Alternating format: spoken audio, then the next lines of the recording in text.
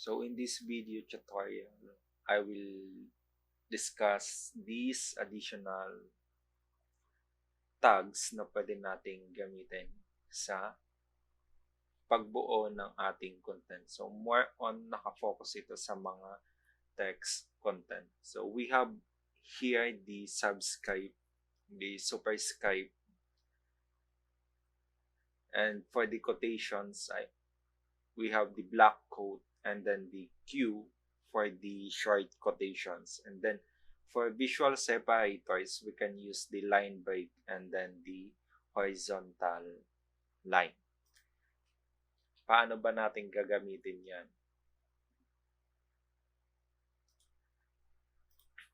So dito sa demonstration ko sa Visual Studio Code I already created the index file, the index.html, and I also have here the image folder. Meron ako ditong dapat ay dalawang image lang. Delete natin yung isa.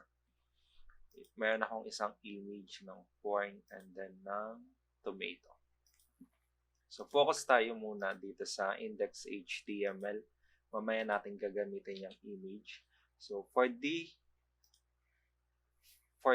first tag natin is we have the superscribe. So kalimitan natin 'tong nakikita sa mga possible sa mga formula, sa mga elements sa chemistry. Hindi naman siya kalimitang nakikita sa mga HTML content, but in case na yung content na gagawin natin is nangangailangan ng subscribe, so ang gagamitin nating tag is the sub tag. So paano natin yung gagawin? For example, gagawa ako ng isang p tag. Okay? And then ang ilalagay kong content ay itong sample content natin na ayan. So H2O is a chemical formula. Kapag chinek natin yung output natin, ganito siya. So since si H2O dapat si 2 ay naka-subscribe, yan na yung time na pwede natin gamitin si sub tag natin. So mapapansin natin may opening and closing yung ating sub. Ilipat lang natin yung ating closing tag after the content na gusto nating masakop doon sa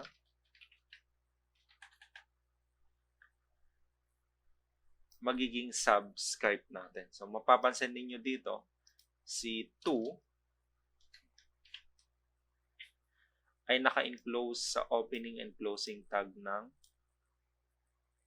sub natin.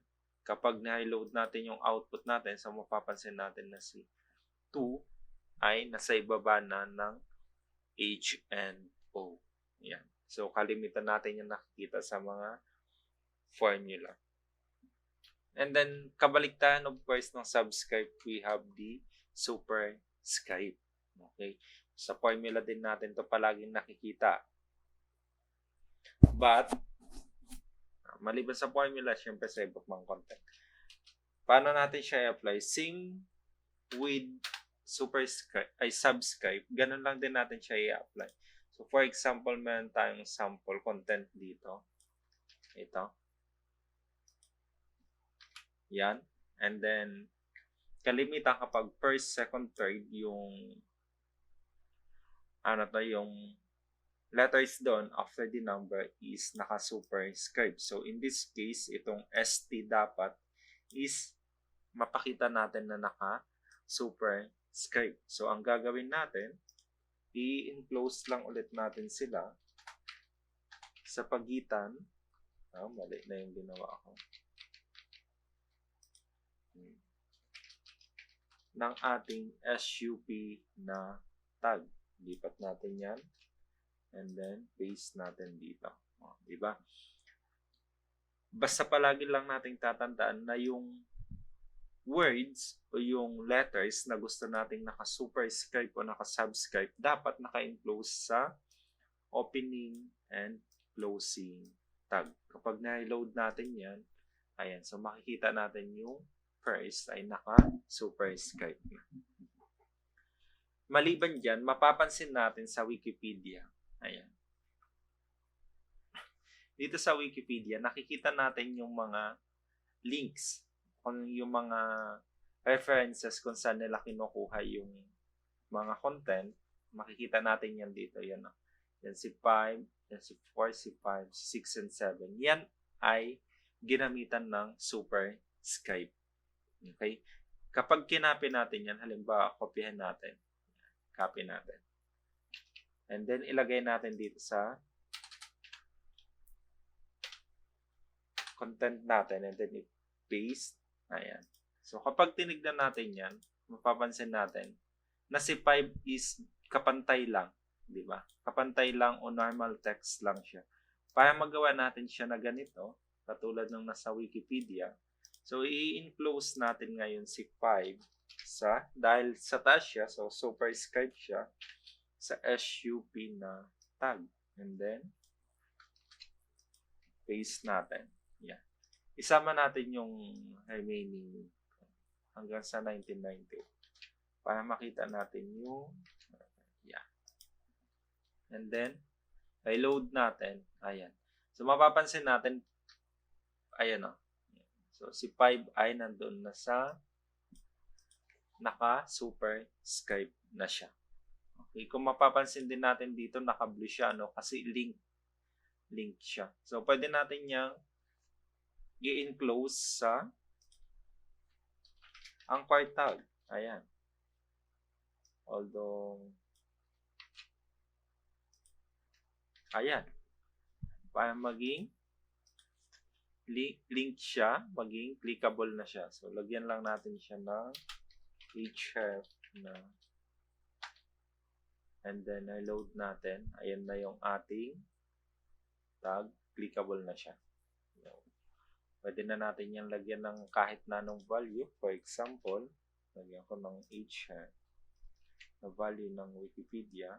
Kapag na-load ko yan, so kapag kinlik ko, automatic ay ipupunta niya ako dun sa link na yon. And then next, we have the for quotations naman. So, common kapag gumagawa tayo ng content is, kumukuha tayo ng ibang content coming from different sources. Okay. So, yung mga content na kukunin natin from the other source, pwede natin i-enclose sa block quote. Okay. So, sa block quote natin, i-enclose yung mga kinakopy nating content o sinasite natin na mga content. So, ano yung tag na gagamitin natin? Yung block quote. Tignan natin kung ano yung pagkakaiba niya sa normal paragraph. Okay? So, open and close tag din. And then yung content ay ilalagay natin sa pagitan niya. So, for example, ayan. And then paste natin dito. Ayan.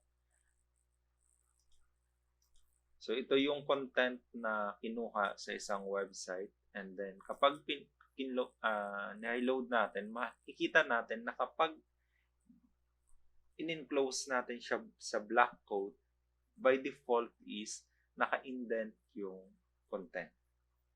Okay? And then, pwede din natin nang gamitin yung site attribute doon kay block quote. And then, i-specify natin saan natin kinuha yung content na yon. Pwede nating ilagay yung mismo URL. Ayan. Load natin. So, wala siyang magiging effect but at least nagkakaroon ng additional information yung ating tags dahil dito kay site na attribute. May nakita akong isang website. Ito.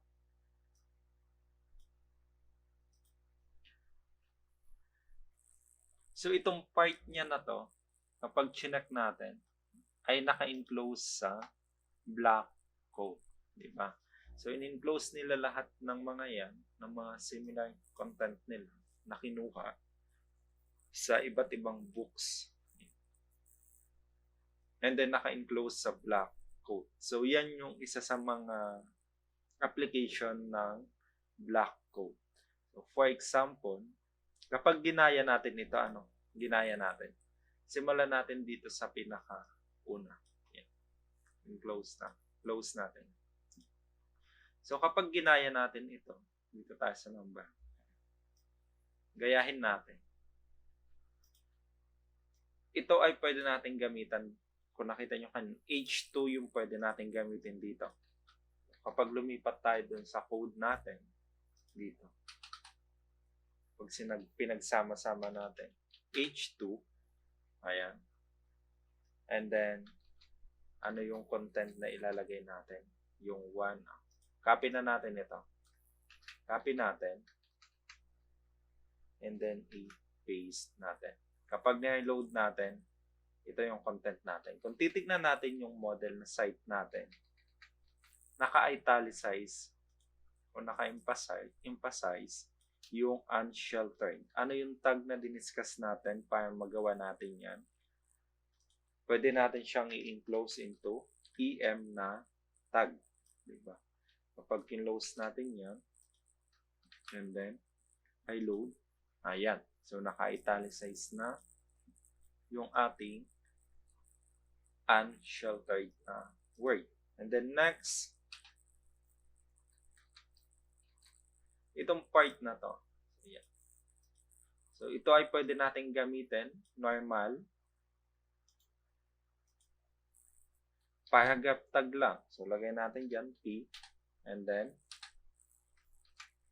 ayan. And then, i-load natin, meron na tayong paragraph under no first H2 natin. And then, after that, ito na. So, i-enclose natin ngayon ito sa black coat. Okay. So, copy lang natin yan. And then, after the paragraph, black coat, and then, i-paste natin. Ayan. So, makikita natin ano. So, ito yung H2, ito yung paragraph, ito naman yung black coat. Okay. And then the next one, we have the quote or the Q tag for the quote tag for short quotations. So kapag in-enclose natin siya sa Q tag, tignan natin ha. Kapag in-enclose natin siya sa Q tag, itong part na to. So sa halip na gumamit tayo ng quotation na character, gagamitin na lang natin si Q tag. So, nawala na yung quotation na character, pinalitan natin ng Q o quote tag. Kapag na-load natin, same pa din yung same pa din yung output dahil yun nga yung purpose ng quote tag.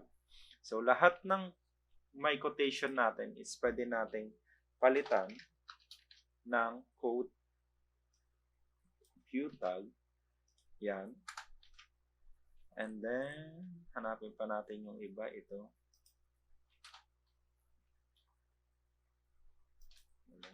Tapos, ang closing tag niya na ay nandito. Ayan. Ito ay naka-enclose din sa Q tag. Tapos, ang kanyang last na ay ito. Ayan. Kapag na-load natin, walang effect. But, ang kinagandahan nito, kapag in-enclose natin sila sa Q tag, later on, kapag nilagyan natin ng style, for example, nilagay ko dito sa style, gusto ko lahat ng mga nasa Q tag ko is naka-italicize. So, madali natin silang mabibigyan ng style. So, font, style, italics, and then reload natin. Mapapansin natin, lahat na naka-enclose sa Q tag natin is mabibilis nating mabibigyan ng style. Kung ano yung gusto nating style na ilagay. And the next is we have visual separators, line breaks. Okay. So si line breaks is ginagamit natin para for example, gusto nating, although hindi ito yung tama na paggamit. So for example, gusto nating dagdagan yung ito, yung space after nitong black coat and then ng H2 natin. So pwede tayong maglagay dito ng dito sa black coat, pwede tayong magdagdag after ng black coat ng BR tag. Tignan ninyo. Kapag nagdagdag ako ng BR tag o line break tag after the black coat and H2, kapag na-load ko yan, okay, nagkakaroon ng blank line. Kasi yun yung purpose ng line breaks. Habang dumadami yung line breaks mo na yan, so lumalaki din yung space o yung line na nadadagdag na blank line lang. Okay, yun yung purpose ng line breaks. But dito sa content natin na to, minsan, for example, meron tayong inline elements. Gamitin na natin yung image natin. So, meron tayong image. Ang image natin ay nakalagay. We have corn and then copy natin. Meron tayong tomato. And then, meron tayo ulit corn and tomato. Kapag na-load natin yan, malaki yung mga image natin, no? Palitan na, lagyan natin ng CSS. IMG, and then, height ay 100 px, width ay 100 px. Ayan. Hindi niya nakita yung tomato.png ko dahil ang tomato.png natin ay JPG. Ayan. So, kailangan nating palitan yung extension ng ating tomato. Gagawin natin JPG. Reload. Ayan. So, kung mapapansin natin, ito yung images ko. For example, gusto ko, after ng second tomato is mag-next line na siya. Since ito ay mga inline elements, kaya kung gano'n lang sila kalaki, diba, gano'n lang din yung space na iti-take nila. So, magkakasya-kasya sila sa isang line kung hindi naman gano'n kalaki yung width nila. So, for example, sa second tomato, gusto ko naka-next line na. So, lalagyan ko lang ng BR tag. Ayan. So, automatic magne-next line na yung yung next set ng images ko. Another one, saan natin pwedeng gamitin si IC break line. Dito sa part ng quotation natin, ito mapapansin ninyo, so si quote, si Q tag is inline elements. Kaya mapapansin ninyo kahit nag-enter ako dito sa output natin is magkadugtong pa din sila. Okay? So, pwede nating lagyan ngayon ito ng BR tag, yan, para yung next set natin ng quoted sentences ay naka-next line. Diba? Ayan. So, kung gusto pa nating dagdagan na medyo ilayo pa natin siya, so lagyan lang natin ng BR. Ayan, para lumayo siya. Pwede din naman dito sa part, for example, ni the man said the house is showable. And dito, sa but. So, for example, dito sa but, gusto nating mag-next line na siya. So, dito sa but natin, but this man, before ng but this man natin, lagyan natin siya ng BR. And then, i-next line natin siya. Hindi natin siya nakita kasi ganyan. No? Yan. Kasi kung wala yung BR, kapag na-load natin, nakadugtong doon yung bar. So, dalawahin natin ngayon para makita natin yung ayan. So, kapag pinalaki natin, makikita pa din natin. Di ba? So, mas maganda na yung presentation nung ating quote o black quote na tag natin. And then next tag, we have the horizontal line. Okay. Si horizontal line naman, visual separator din siya. Makikita natin yan dito. Mayroon niyang sample dito kay ito. So, dito kay Wikipedia, itong nasa baba ni history na word, ito ay horizontal line. Dapat. But I'm not sure if sa implementation nila is naka-horizontal line siya. Check natin. H2, okay. So, hindi siya naka-horizontal line. Possible ginawa lang nila ito na border. But, for example, ganito yung content. Ayan.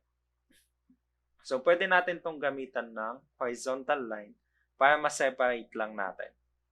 Okay? So, paano natin yan gagamitin? I-apply natin dito sa part ni Barbara. Yan. So, pwede tayong gumamit ng HR after ng H2. So, type lang natin yung HR o yung horizontal line natin. And then, i-load natin. So, automatic after nun, magkakaroon tayo ng horizontal line sa pagitan nito. Diba? So, mas na-improve niya yung separation ng content natin. Pwede din naman, kung ayaw yung ganyan, so, pwede, after ng first content natin, mag-HR tayo dito. And then, halimbawa is may bago ulit tayong content na ilalagay. Yung content na ilalagay natin ay ito naman, itong second. Yan. So, gagawin na ulit natin yan. H2. And then 2. Ang ilalagay naman natin ay ito. Yan, tanggalin ko na lang yung 2. And then, i-load natin yung ating output. Ayan. So, ito na yung second output natin. And then, next, itong title ay i-enclose natin ulit sa emphasize tag. And then, i-load natin. Ayan. And then, the next one, ito, first sentence niya, copy natin, and then, enclose ulit natin sa P tag, paste natin, and then i-load. Ayan. So, meron na ulit tayong. And then, next is ito. So, ito ay i-enclose ulit natin sa black code. Kopyahin ko na. And then, after the P, closing ha, palagang tingnan, closing tag ng P, ilalagay natin si black code, and then ipipaste natin. I-load natin, ito na yung ating output. So, magulo pa siya. So, i-improve natin lahat ng may quotation, palitan natin ng Q. Ayan. Yung closing tag ko. Kagulo na siya. Yan. And then, ito din. I-close natin sa Q tag. And then, tanggal. Palit ito. And then, i-load natin. Ayun na. And then, next, dahil dapat naka-next line ito, lalagyan natin siya ng DR. I-break line natin. Ayun, para mag-next line. Dagdagan natin ng isa para maging mas visible. Ayan. And then, next, i-check nga natin kung ayan, tama naman. And then next, ito ay ganun ulit. Gawin ulit natin na Q tag. I-close natin sa Q tag. And then, tanggal. Q tag ulit. And then, tanggal. Closing.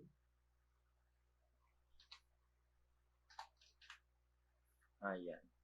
Next, ito naman, Q. And then, punta dito, close natin.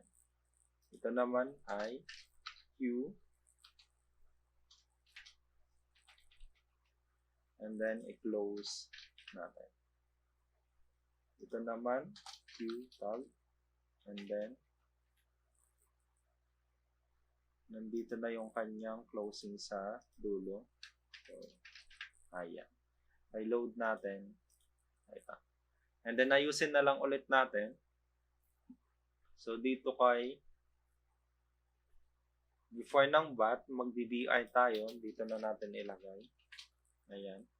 I-load natin para mag-next line. Pwede natin ulit dagdagan pa ng isang BR. And then, ayan.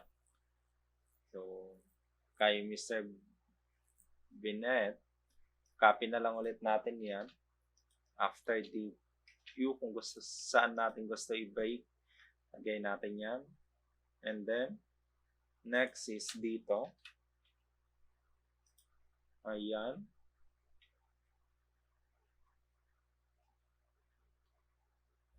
Guide is one to tell me, and then dito na, i-BR na din natin. And then dito, i-BR natin, i-load natin na yan. So, nabuo na natin siya. So, ang output natin is ito. Diba? Review lang ulit natin yung mga tags na diniscuss natin. We have the sub, the SUP, the block code, the break line, or the line break, and then the horizontal line. So, additional tags sila para mas ma-improve natin yung paggawa natin ng content sa ating mga web pages.